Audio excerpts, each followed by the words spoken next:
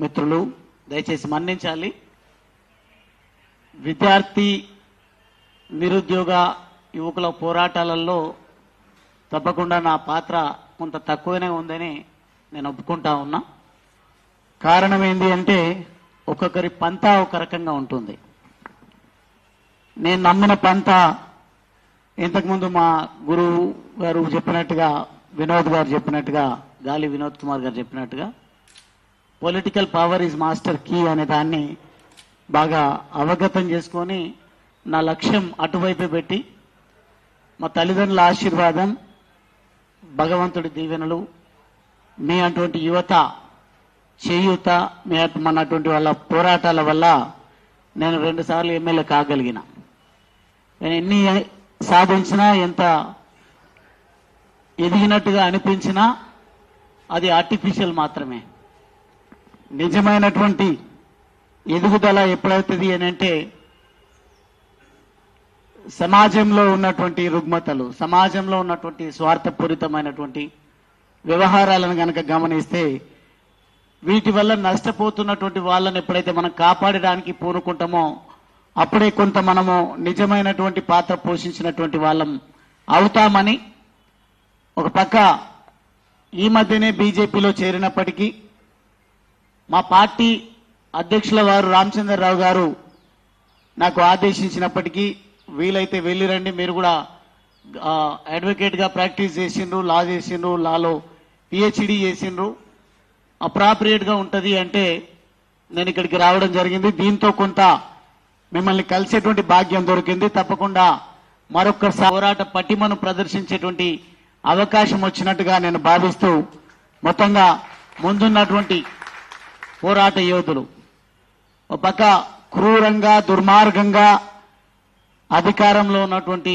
Congress party వ్యవహరిస్తున్నప్పటికీ ఏమాత్రం వనకకుండా బెనకకుండా తప్పకుండా మా హక్కును కాపాడుకుంటాం, మాకున్నటువంటి అన్ని వేదికలను వాడుకుంటాం, మొత్తంగా ఈ ప్రభుత్వ ఆగడాలను, దుర్మార్గాలను, వైఫల్యాలను ఎండగడితే ప్రజాస్వామ్యాన్ని కాపాడుకుంటామనే ఆలోచనతోన మీరు చేస్తున్నటువంటి పోరాటానికి భారతీయ జనతా పార్టీ పూర్తి స్థాయిలో మద్దతుగా ఉంటుందని, దానికి మరీ ముఖ్యంగా ఇంతకుముందు జనార్దన్ చెప్పినట్టుగా మా అధ్యక్షుల వారు, మేము ఎంత అవునన్నా కాదన్నా మేము ఒక రాజకీయ పార్టీలో ఉన్నాం, రాజకీయ వ్యవస్థలో ఉన్నాం కాబట్టి మా పనిలో మేము ఎంత నిమగ్నమైనా యువతరం యొక్క శక్తి తెలిసి ఒక మంచి యువకుణ్ణి యువ మోర్చాకు అధ్యక్షునిగా మా పార్టీ గణేష్ గారిని నియమించింది. గణేష్ గారిని కూడా నేను ఈ మీటింగ్కి వచ్చే ముందు నిన్ననే నేను మాట్లాడడం జరిగింది.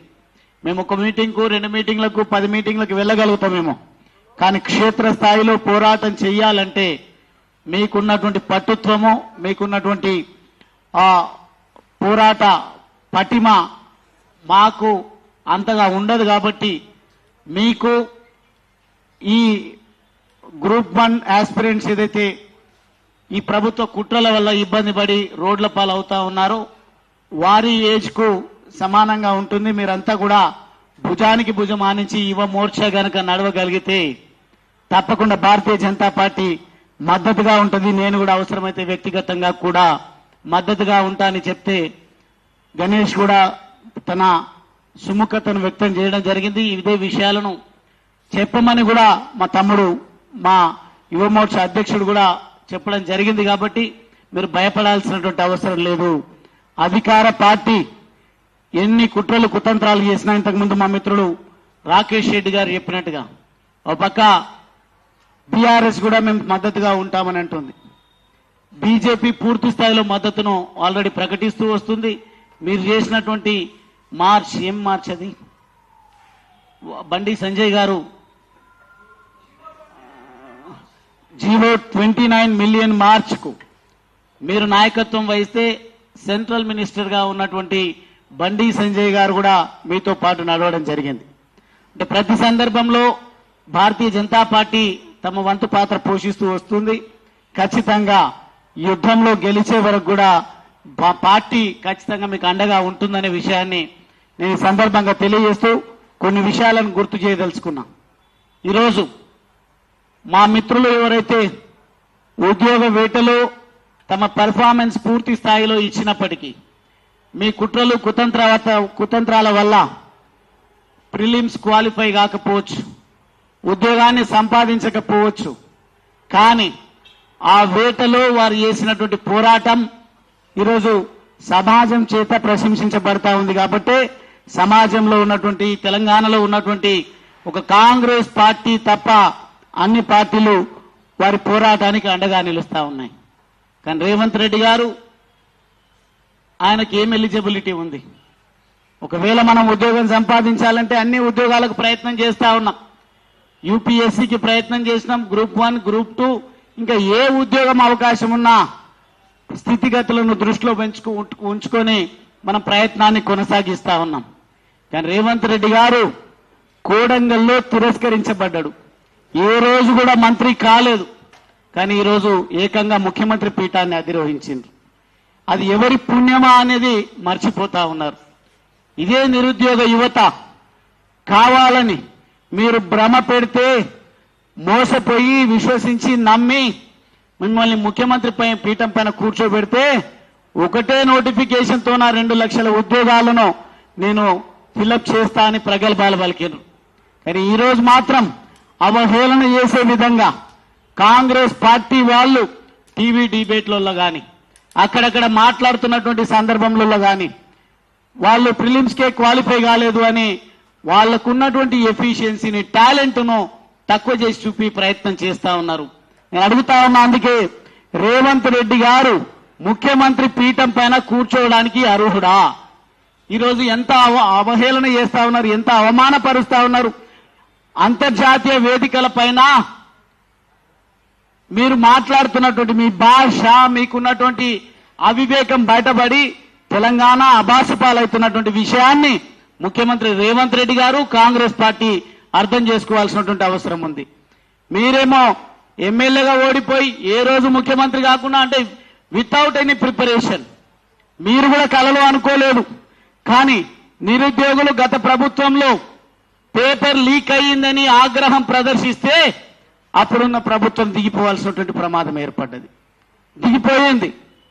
అదే యువత సహకరిస్తే పూర్తి స్థాయి ఓటు బ్యాంకుగా గ్రామ స్థాయిలో వృద్ధులు, వికలాంగులు, వితంతువులు, సింగిల్ విమెన్ ఇటువంటి వాళ్ళందరూ కూడా ఓట్లు వేస్తే గెలుపొందిండ్రు. మీరు యువత ఇక్కడ ఎవరైతే పేపర్ లీకేజ్ వల్ల అఫెండ్ అయినటువంటి నిరుద్యోగ యువత ఆస్పిరెంట్స్ అందరూ కూడా గ్రామాలకు వెళ్లి పూర్తి స్థాయిలో బీఆర్ఎస్ కు ఓటు వేయొద్దు అంటే మీరు మాట్లాడినటువంటి మాటలను విశ్వసించి నిజంగానే కొంత యంగ్ ఉన్నాడు కదా, మాట్లాడుతున్నాడు కదా, పోరాటం చేస్తున్నాడు కదా అని నమ్మి మీరు మోసం చేస్తే మోసపోయి ఈరోజు రోడ్డున పడ్డటువంటి పరిస్థితిని మేము చూస్తా ఉన్నాం.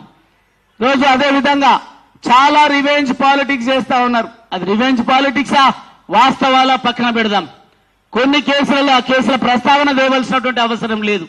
కానీ కొన్ని కేసుల విషయంలో అంతెందుకు, నిన్న మొన్న జరిగినటువంటి లోకల్ బాడీ ఎన్నికలలో హైకోర్టు స్టే ఇస్తే ప్రభుత్వ ధనంతోనా మీరు సుప్రీంకోర్టులో మళ్ళీ పిటిషన్ ఈరోజు వేసింది అనుకుంటా. నేను అదే ఒక విధానం అవలంబించండి. ఒకవేళ ప్రభుత్వంలో ఆ వెసులుబాటు లేకుంటే కాంగ్రెస్ పార్టీ చొరవ తీసుకోండి. విద్యార్థులు చేస్తున్న, నిరుద్యోగ యువత చేస్తున్నటువంటి పోరాటంలో ధర్మం, న్యాయం ఉందా లేదా అని తేల్చుకోవడానికి అత్యున్నత న్యాయస్థానం సుప్రీంకోర్టుకు వెళ్లడానికి ఆర్థికంగా సహకరించండి. మీరు చార్టర్డ్ ఫ్లైట్ల ద్వారా ఎంతో మంది అడ్వకేట్లను ప్రభుత్వం తరఫున, మీ పార్టీ తరఫున మీ పగ తీర్చుకునే కేసుల విషయంలో ఒక నైపుణ్యం ఉన్నటువంటి పేరుగాంచిన అడ్వకేట్లను ఎట్లయితే మీరు ఇంపోర్ట్ చేసుకుంటా ఉన్నారో ఆ పద్ధతిలో కాంగ్రెస్ పార్టీ తరఫున మంచి నైపుణ్యం కలిగినటువంటి సబ్జెక్ట్ ఎక్స్పర్టీస్ కలిగినటువంటి అడ్వకేట్లను ఇక్కడ అవకతవకలు జరిగినాయా లేదా అనేది ప్రభుత్వం పైన ప్రభుత్వమే అడ్వకేట్లను నియమించకపోవచ్చు. ప్రభుత్వం శాశ్వతం కాదు, కాంగ్రెస్ పార్టీ అయితే ఉంటది కదా. కాబట్టి కాంగ్రెస్ పార్టీ ఎగ్జిస్టెన్స్ ఉండాలంటే కాంగ్రెస్ పార్టీ కూడా ముందుకొచ్చి ఒక నైపుణ్యం ఉన్నటువంటి అడ్వకేట్లను నియమించే విషయంలో ముందుకు రావాలి తప్ప నిరుద్యోగ యువత చేస్తున్నటువంటి పోరాటాన్ని ఆనిచే ప్రయత్నం చేస్తే సమాజం చూస్తూ ఊరుకోవడానికి సిద్ధం.